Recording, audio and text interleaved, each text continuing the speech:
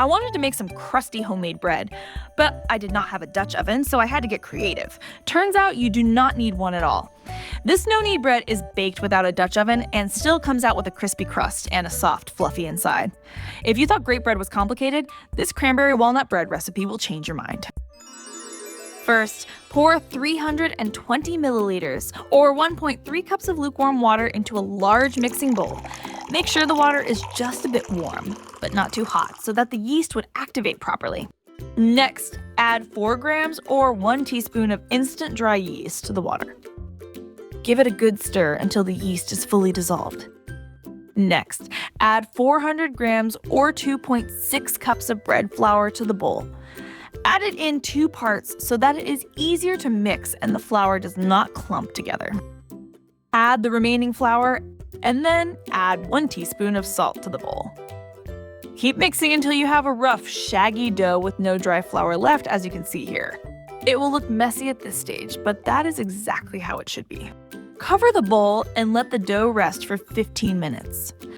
Then, mix and fold the dough by pulling the edges toward the center and pressing them down.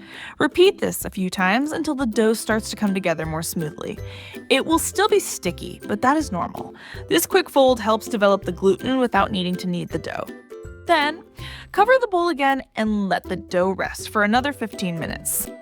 Mix the dough again by folding it a few times. You should notice it feels softer and puffier than before. You do not need to go overboard. Just grab one side, fold it over, and repeat a few times. Then, cover the dough for the 3rd time and let it rest for another 15 minutes.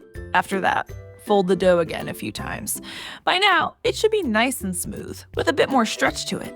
It should feel soft but not too loose, and it should hold its shape better. Then, cover the bowl again and let the dough rise until it doubles in size. Once the dough has doubled in size, gently press it down to release some of the air. Use a spoon or a spatula to gently fold it over a few times to deflate it slightly. This helps even out the texture, making sure the bread bakes evenly and does not have large air pockets. Then add 80 grams of chopped walnuts to the dough. And then add about 100 grams of dried cranberries. Gently mix them in by folding the dough over itself a few times. Try to spread them out evenly so every bite has a good amount of nuts and fruit. Be careful not to press too hard. You just want to work them in without knocking too much air out of the dough. Now, sprinkle some flour on the counter so the dough does not stick. Flip the dough out of the bowl gently so you do not knock out too much air. If the dough feels too sticky, dust a little flour on top of the dough to make it easier to handle. Roll it around lightly to shape it into a round shape, just like you see me doing here. Then, take a knife or a dough cutter and cut the dough into 3 pieces.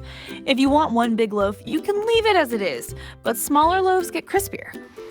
The inside still stays soft, but I think the crust turns out so much better when you make smaller loaves, especially when baking them without a Dutch oven. Then, roll each piece into a ball. Do not press too hard. Just tuck the edges underneath and gently turn it in your hands until it looks round and smooth, just like this. Now, grab a baking tray and 3 pieces of parchment paper. If you do not have parchment paper, aluminum foil will work too. Take each piece and fold up the sides like you see me doing in the video. Then twist both ends to hold the shape. You should end up with a little boat-like shape that will help the dough keep its form while rising and baking. If the paper is not staying in place, you can pinch the ends a little tighter or press the bottom to flatten it out. Next, place the dough balls into the parchment paper boats, 1 in each.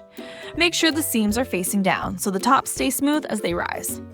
Let the dough rise for about 40 minutes until it doubles in size. Before baking the bread, use a sieve to sprinkle some flour on top of each loaf for that classic rustic look. It also helps highlight the scoring marks and keeps the crust from getting too dry while baking. Then, use a sharp knife to score the top of each loaf. This lets the steam escape while baking so the bread does not burst open in random spots.